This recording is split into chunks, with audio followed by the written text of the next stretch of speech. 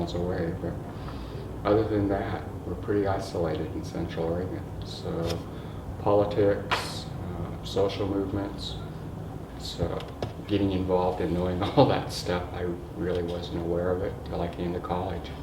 I grew up like any other kid, lived in a house, went to school,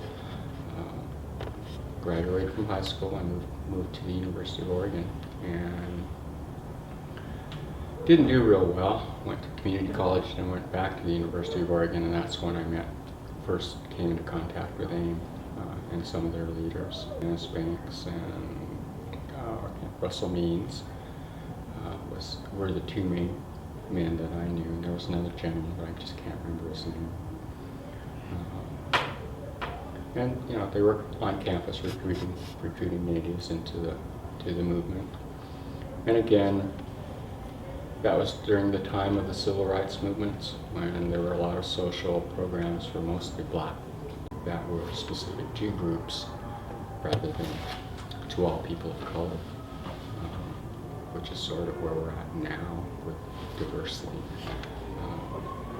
They've tried, I believe it's a plan by the government to put us all together so that they don't have to recognize the special needs of each group. And by doing that, you don't address anybody's needs. You make them American. I don't know if this is answering the way you want me to answer it. Yeah, it is. Okay. Is that what you like college? Yeah. When I was on the res, like I said, it was just growing up like any other kid. I had white friends. We had one black person in all of Central Oregon that I knew. I'm half Filipino, so I was the Asian on the reservation and in Central Oregon. So it was really just literally cowboys and Indians. There were ranchers and farmers and natives, and that's what I grew up around. And when I came to the University of Oregon, then that's when I met urban people, real urban people. The University of Oregon at the time that I entered it was probably 85 to 90% white. 51% of the student body was from California. I was stuck into a black program because they had support programs. Again, I was telling you they had support programs for students of color because it was civil rights time, but they put us in with a special black program, and that's when they found out what they were applying to black inner city people wasn't working for rural reservation Indians. We didn't see things the same way, and it made me aware of who we were. I didn't know that I was living in poverty till I went to school and learned the statistics and found out, oh, okay, we're poor. I didn't even know what poor was. We ate deer meat, we ate trout. My father grew a garden. This was all before organic anything. And we gleaned the potato fields after harvest. We'd go up to the butcheries and take the scraps, whatever they threw away, and we lived fine. We were happy. There was no. I found out what poverty was when I learned from my black compadres what poverty was in the inner city, and it changed my views of who I was and what I was. I became an activist. AIM came about suffering from suicide, family abuse, all the bad things during the civil rights movement.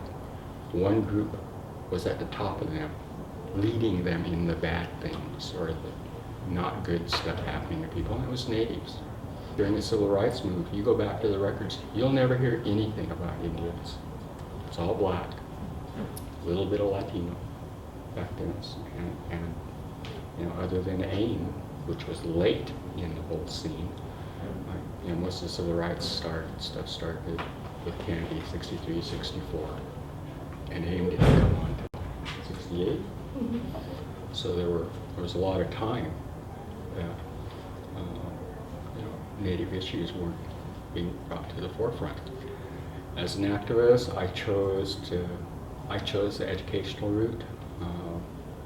as students, we fought for our own support programs separate from the black students, and formed our own student union, the Native Student Union.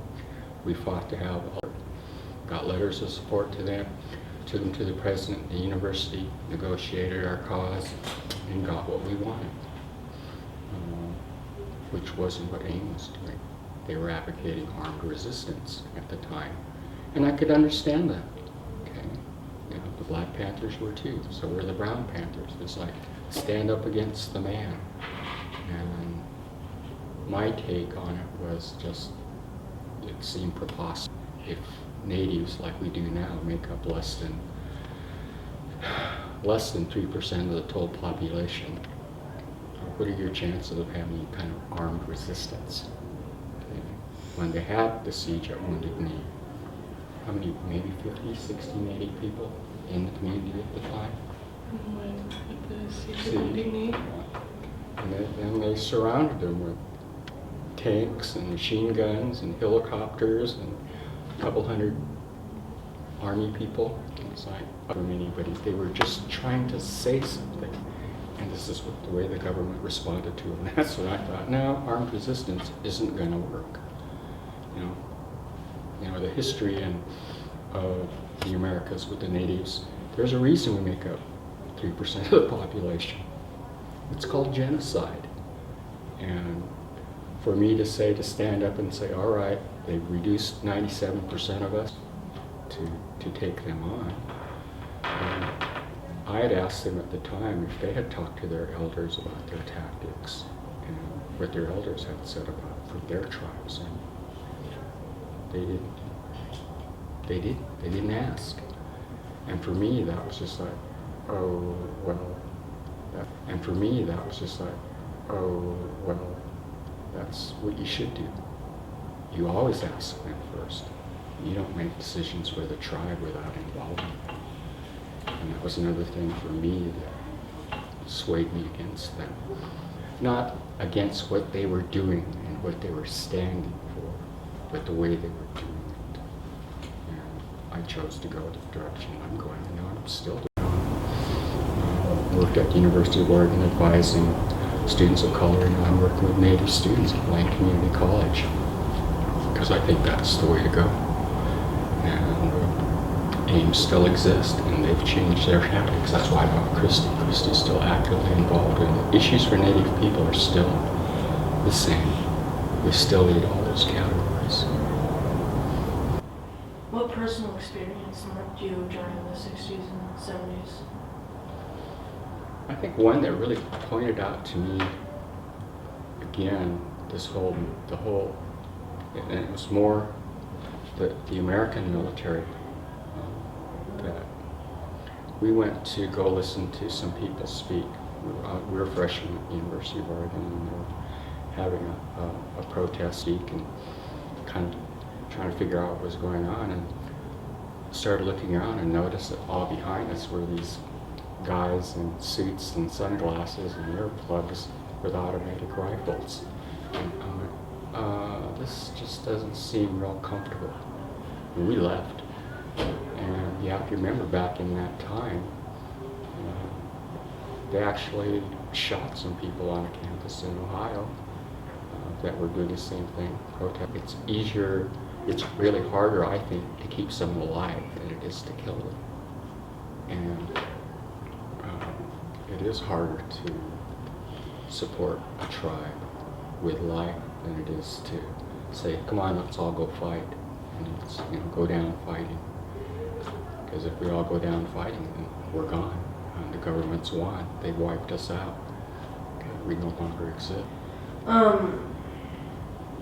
Could you both describe what your visions, describe AIM? For me, it was called the American Indian Movement, and they were taking a stand against the social ills that were facing Native folk. You get angry, you want to take up arms when people are killing you, or taking your life and your traditions and your culture away. But again, I think reality took over. Keeping the people alive became the issue. And Christy's been involved in a couple of the movements. You want to talk about the walk and stuff like that. Yeah. Well, okay, so, I think the times called for extreme measures in many people's eyes, and that's why, they took the actions that they did.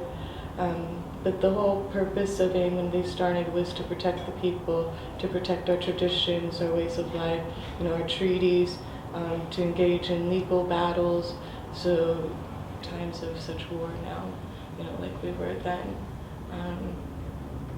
AIM's become a lot more relaxed and not so violent and everything. They were really violent before, but I think the violence, it's not really violence in the sense that it's an anger violence. It's a stand up for your right more kind of thing. And for,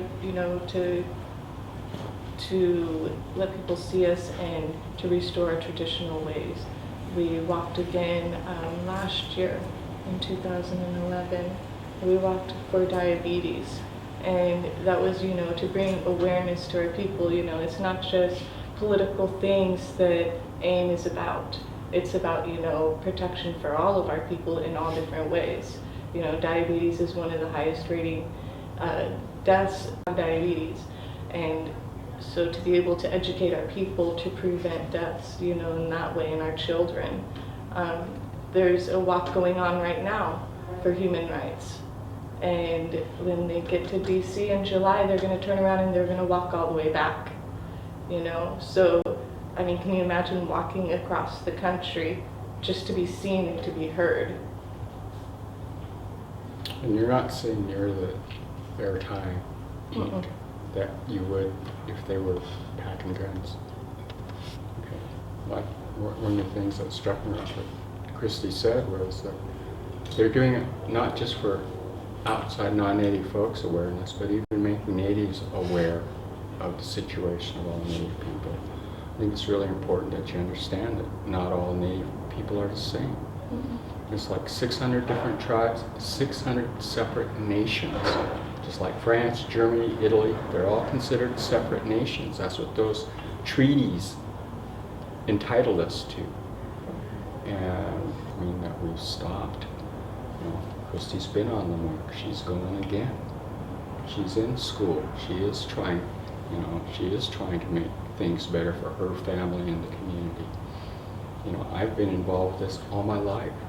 I never stopped once I got started back in '68 with hearing these guys. And I didn't agree with what they're doing, but it made it important to me what they were talking in school. And now it's time to kind of turn over the reins. I'm a great grandfather. I'm 61 years old, and I need to have a life too. I need to just go be an Indian, and not my own way, not necessarily for anybody or to stand up for anybody. We are affecting you and the environment. If you look at the environment today, we're not doing the right thing with it. And it's not Natives who are making decisions that are controlling the government or the politics. Native folks still have a connection to the planet. That's the most important thing. If it dies, we all die. And if non-Native folk don't understand what they're doing, no matter how we live, no matter how we choose to be part of the planet or be human to one another, we're going to die too. And then we're going to die. And, Native folk, for us, it's always about humanity first. Your tribe, the person that's next to you is the most important thing right then. Your children.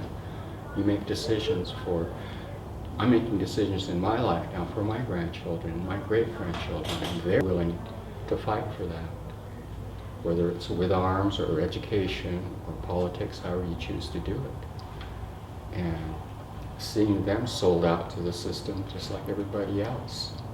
And it's real disheartening to someone who spent their whole life fighting this. And, and it's good to know that I have a daughter like this that's still fighting. That she's evolving. The social group, that's what AIM is. It's a social change group. Has evolved over time. Maybe they didn't talk to their elders in the beginning. Now they are. You know, they're being more inclusive. They're understanding that, okay, putting your people before you. This people are just so isolated in their technology that they don't look at the people around them. And if you don't look at your own people, how are you going to look at them? You know, black people.